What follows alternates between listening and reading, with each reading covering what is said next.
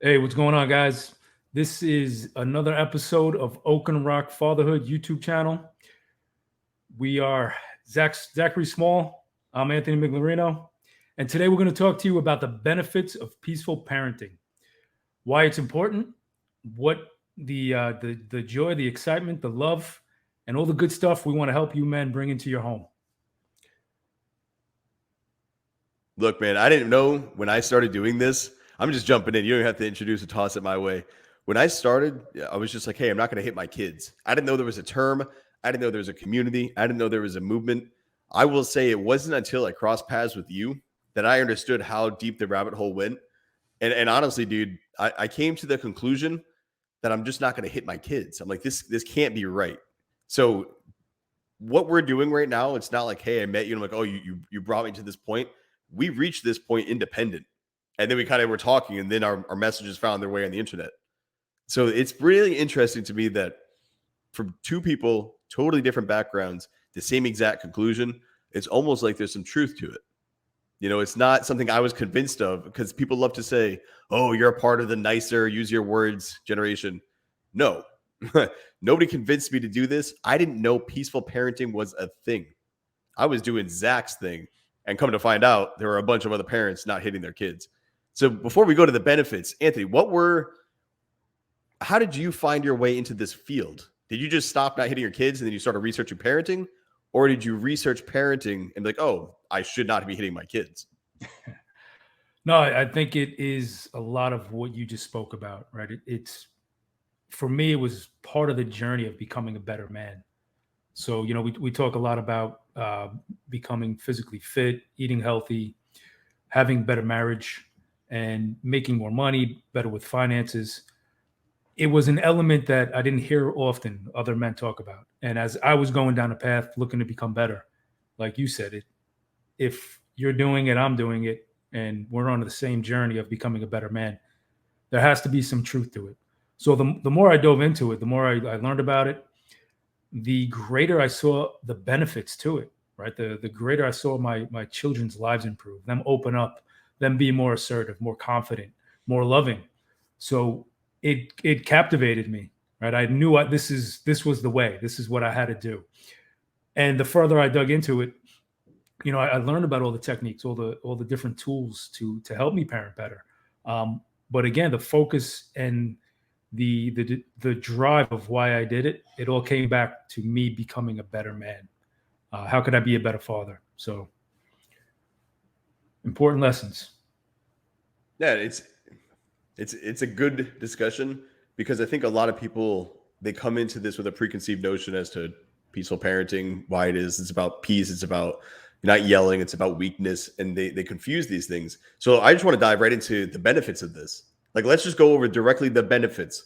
So I don't care what you call it. I don't care why you think I got here. But if we're going to list these benefits as to what comes from peaceful parenting, and you're like, hey, I want those things. Well, maybe it's a great way right now. It's a great time for you to start changing the way you parent to get the results you want.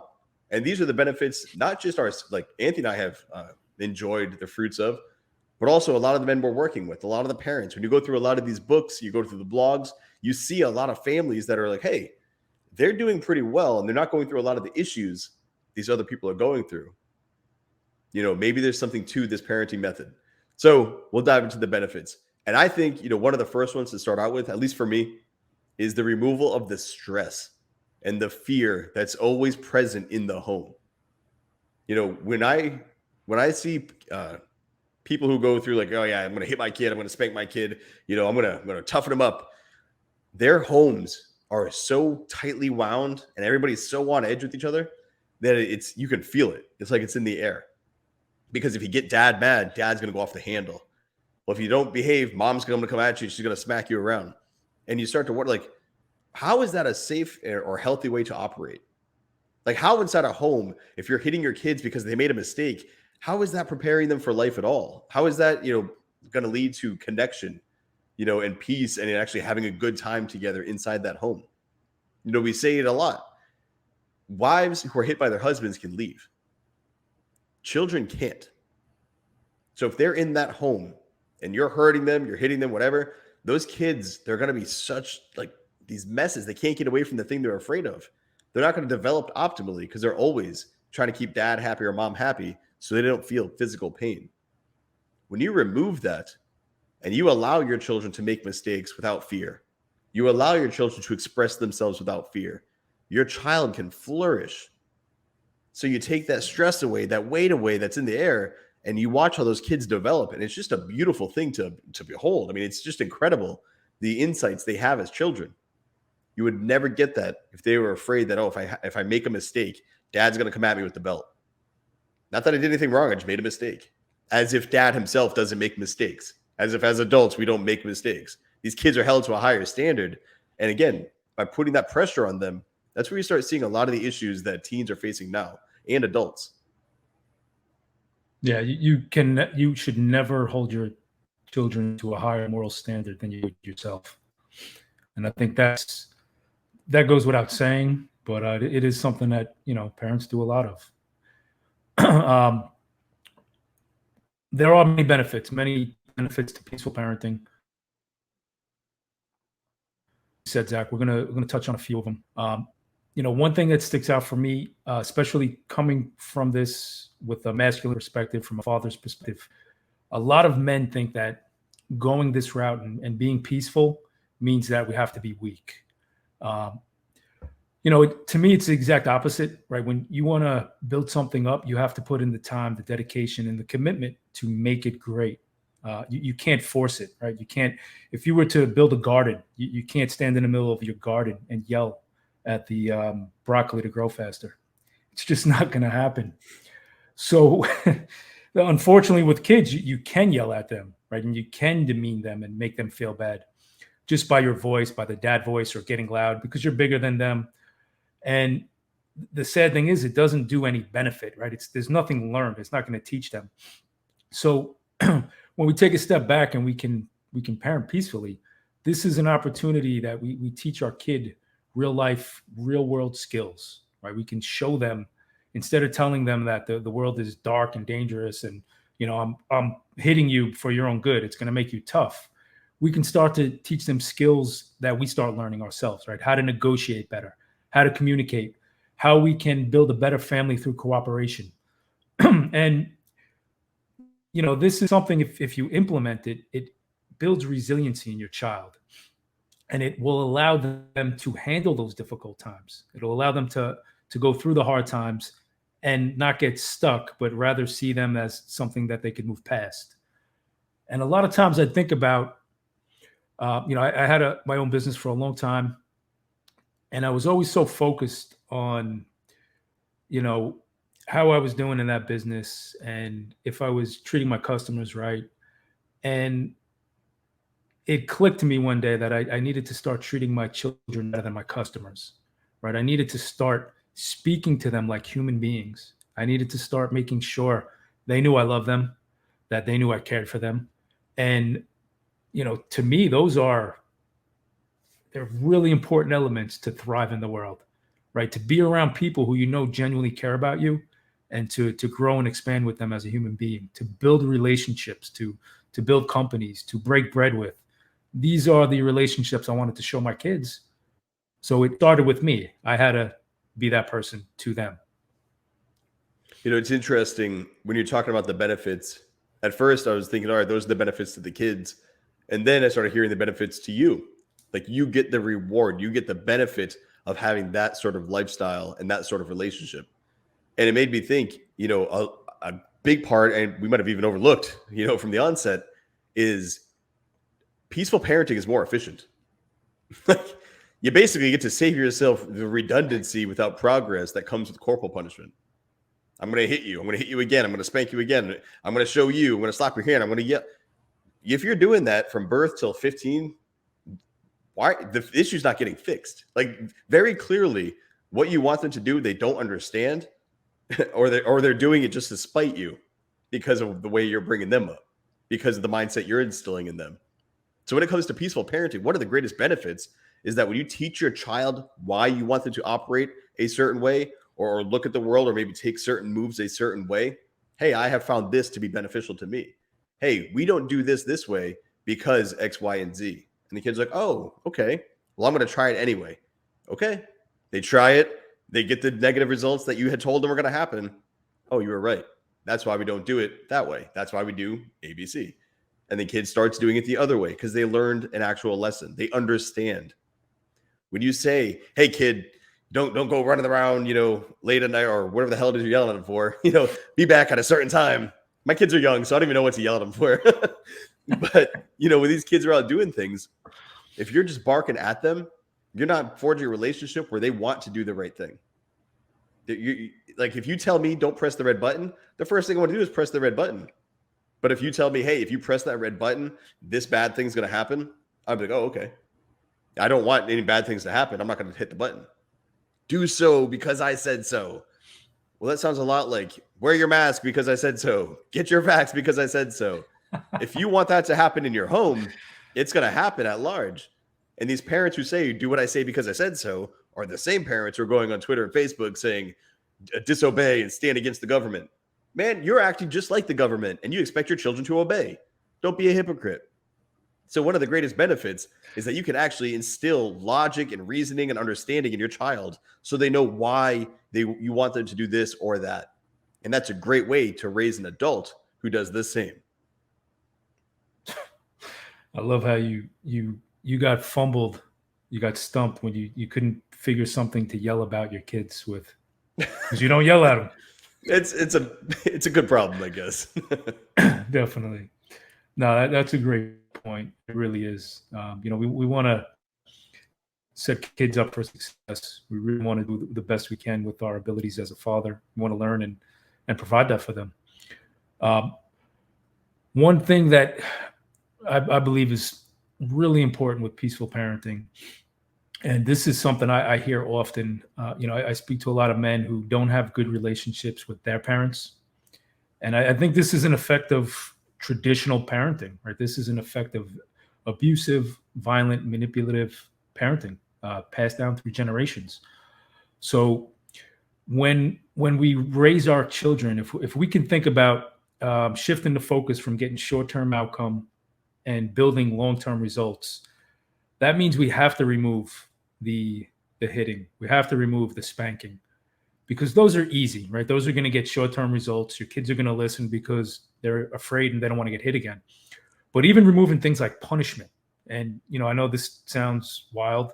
A lot of people don't understand it, but when we stop punishing our kids for their behaviors, we can start working on better outcomes. And the whole point of it is, while they're young, we want to develop these relationships the best that we can, right? Their brains are developing. We want to make sure that we're not doing anything to damage how they see us now and how they're going to see us in the future. It's something that we're building. We're building a legacy. We're going to be doing parenting. We're going to be a father for our entire life till the day that we die. And the goal of every man, of every father, should be, what is my relationship going to look like with my kid in 10 years, in 20 years, in 30 years? We have to think that far back, that far out. And the way that you start to switch to peaceful parenting and you start implementing better practices, this is how you build connection. This is how you strengthen that bond. So I highly would have fathers consider peaceful parenting. Just start implementing small changes, right? Take away the hitting, take away the yelling, the punishing, even take away the bribes, right? We don't want to bribe our kids and have them do what we need them to do because we gave them a treat or a toy. We want to actually have a good argument. We want to be convincing. We want to influence them. We want to motivate them to be good people. This way, when they grow up, they have kids and, they want to spend time with the people that they love. They're going to call dad and say, hey, dad, you want to come over for dinner? You and mom? Well, hopefully mom's on board, so you don't have to go by yourself. But, that's the future relationship we want to create. Absolutely. When you're talking about that legacy and that long-term thinking, because you're always a father, when you're talking 10 and 20 years, one of the things I'm hearing in that too is the word regret. In 10 years, you don't want to regret what you did today. In 20 years, you don't want to look back and be like, I wish I had done or said or X, Y, Z. And that brings us to a somewhat uncomfortable part of having a peaceful relationship with your child. And that's the regret of them being afraid to tell you when something's really wrong. And when you talk about a lot of sexual abuse, a lot of maybe things happening at school, maybe it's bullying. There's a few things when you talk about drugs that just even dating. When you have such a commanding, like an overbearing presence on your children, they don't open up about these things and they're afraid to tell you. And that could prolong some very evil shit. That could allow bad things to be happening to your kid. And they feel like, well, I don't want dad to get mad, so I don't want to tell him. I must have done something wrong. And I don't want him to get mad at me for being wrong. And therefore, you don't hear what's going on. One of the things I love to say is, again, this whole peaceful being weakness. You see these dads holding shotguns out. When my daughter dates, I'm going to shoot him. Let's be very literal about what you're saying. Your daughter's growing up, and she's going to start, being interested in boys and growing and, turning into a young woman, whatever. And instead of saying, hey, I look forward, like, come on, like, cool, let's talk about it. You're growing up, you're becoming your own person. Like, I want to be a part of this. Like, this is awesome. You're like, I'm going to shoot anybody. I'm going to shoot somebody that's near you. I'm going to shoot a teenager. That'll protect you and your innocence. Are you kidding me? Guess what? That's how you find the girl in the back of a car driving around wherever, because she's got to hide it, because she can't talk to her father about it, because he's going to shoot a teenager. Well, guess what? The whole world knows you're not going to shoot the teen, and therefore they know you're a fake tough guy, and you've lost all credibility anyway. I'd rather be like, hey, kid, come on in. You think you're worthy of, dating my dog? Come on in, dude. I would love to meet you. What's your relationship with your dad like? How's your mom doing? All right, what's your score? Like, what's your GPA? I'm going to have a much better discussion. I'm going to sit, but again, I'm joking. I'm not going to sit and interrogate the kid. But No.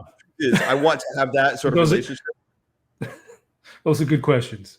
But I bring him in like, hey, man, what's up? Like, I'd rather it be open and me and be an adult man who's mature enough to talk about sexuality than to be some freaking like nut job sitting on the porch with a shotgun. Like, what do you? Yeah. It's never sat right with me. But again, if I have that relationship, they might be a little like, nervous and like a little like fun with it the first time, but they're going to know I can tell my dad anything. And in that situation, again, you can save a lot of trouble down the road. And that when you were talking about, 10, 20 years, I just kept thinking about the word regret. Like, man, 10 years from now, I don't want to regret anything I've done. I want to make sure I did everything my best. I might have done it wrong, but I came from a position where I was trying to do my absolute best and not just blindly following the way I was raised. Yeah. Man, think about how that shows up in the future, right? We have kids now who are saying I was spanked and I turned out fine, or, people are in therapy, antidepressants are on the rise, drug addiction. We're not fine. Society is struggling. There's a lot of pain. But imagine when our kids grow up and they're like, you know what, Dad, I'm upset with you, right? You didn't, you gave me 300 hugs that month instead of 500 that I needed. I don't know. No, but think about that though. Think about a kid. I know, dude. That's like earlier. I don't even know what to yell at my kids for. But that's the thing. Like, people are seeing this and they're like, no way. Like, no, this is how it is. But you just hit something really good. When your child is comfortable enough to tell you, hey, Dad, I don't like that you did this. Yeah. Think about how many arguments and how much resentment builds in people because they don't know how to say that.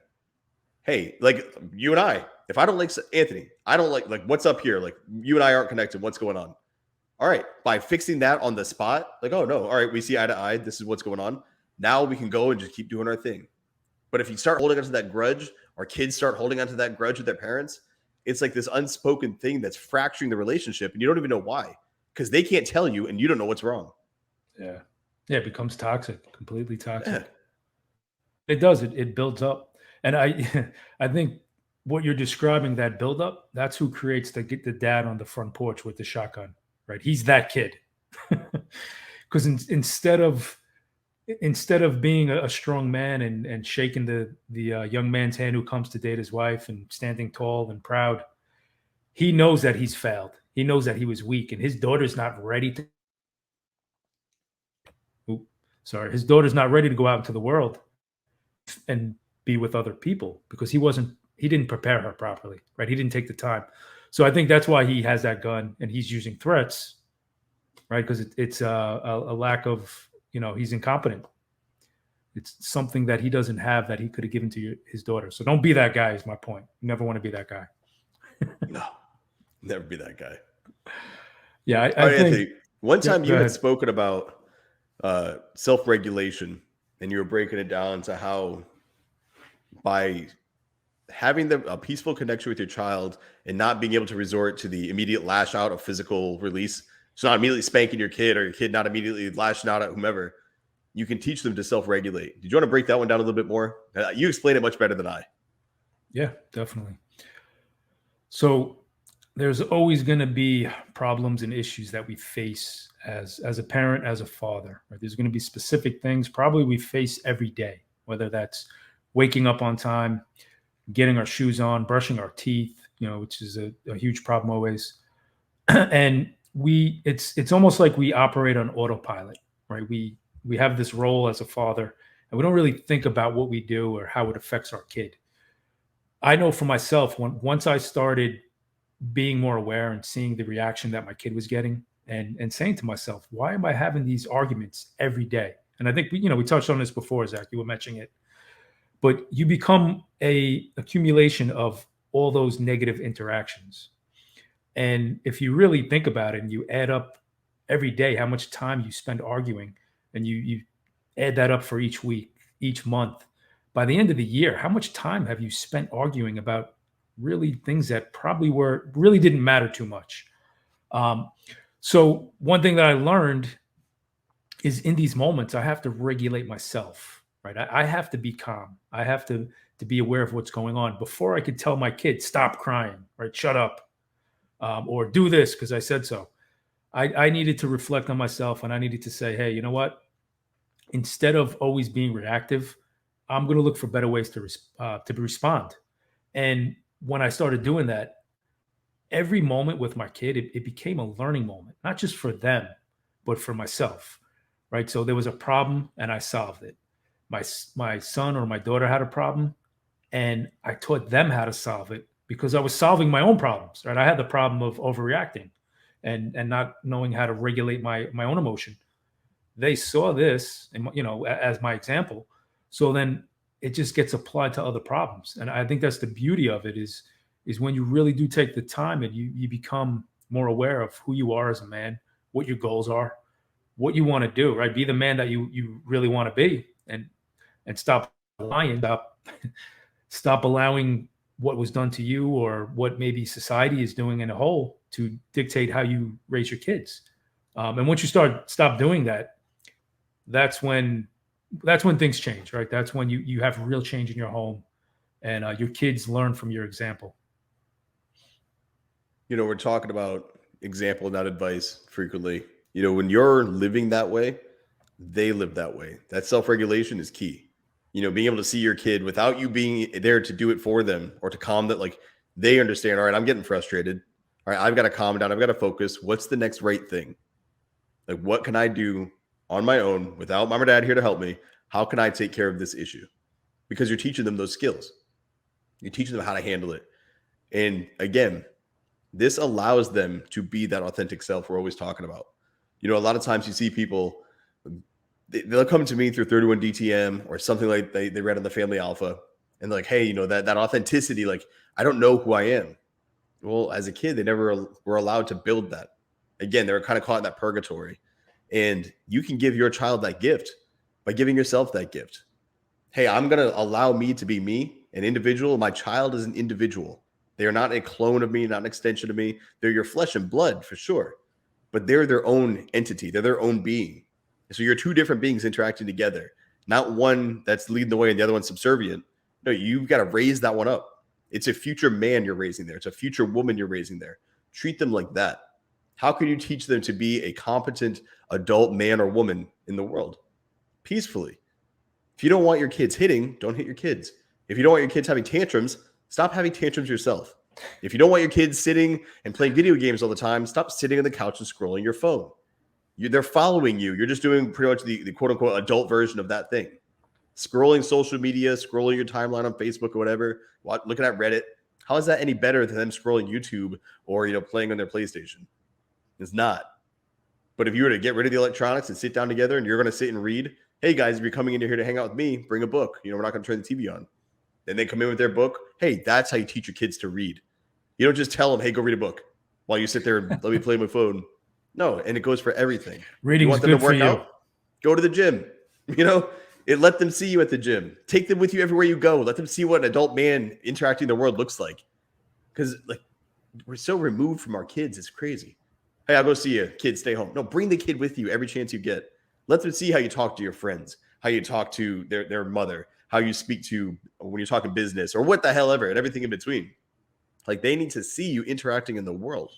And one of the benefits to peaceful parenting is as they learn this, they're less of a child that's with you and more of somebody who kind of gets what you're doing that's younger. It's kind of hard to explain that, but basically they get what you're saying and what you're doing, and they start asking less questions because they know, and they'll ask better questions. So instead of why are we doing this? Why? They'll ask you insightful. Well, what happens if this happens? Oh, that's a really good question. Let's break that down. So you raise someone who becomes one of your greatest companions. I tell my kids, they're the best people I know frequently, and they really are. They're interesting. They're funny. They're unique kids. So I enjoy them. I hate putting them to bed, man. Not because it's hard to put them to bed, but because then they're in bed. Now, look, my wife and I, we love the alone time, but we love our kids. They're not annoying to us at all. So you want to get to that point where you love having your kids around instead of looking for reasons to get rid of them. Yeah. No, I get it. I understand that completely, Zach. We have an ongoing joke, if it's on a Friday night or a Saturday and me and the wife are like, we're going out, all the kids are like, where are we going? And I'm like, I take a deep breath. And I'm like, listen, just me and mom are going to go out. And they're all, throw their hands up. What about us? But it's awesome to realize that and see it. It's the receipts that we have for doing the hard work, right? Our kids want to spend time with us. And I truly think if more parents, especially more fathers, they were able to see that or even experience that, it could be life-changing, right? It really could. This is something that can change your life. If you took a few moments to make that shift, change your mindset and say, you know what, I'm no longer going to be trapped in the past, what was done to me. I'm no longer going to be an asshole to my kids. And I'm going to really start focusing on what it means to be a good man, what a good relationship with them looks like. And even better, I'm going to put myself out there and I'm going to reach out to guys who are doing it. I'm going to listen to podcasts where there's men who are speaking about this, other fathers who have lived it. And I think that's a great testament to what we're doing here, this collaboration. No, we're going to keep it going, man. So for those listening, if you have a question or if you want your situation answered, drop it in the comment below. But that is Anthony Migliorino. I'm Zachary Small. The links to our Twitter, the links to our Instagram, the links to our blogs, and our coaching is below. But again, make sure you subscribed. And if you want us to address your question, we're going to be dropping videos where we're just doing Q&As from people who've asked or the live sessions. So get it then. Anthony, solid discussion, brother. Yes, it was, man. Thanks, Zach. It's always good talking peaceful parenting. Parenting on principles. We are who we say we are. We have to start applying that to the lives of our children and our family. 100%. All right. Thanks for tuning in. And as always, fathers, stay present.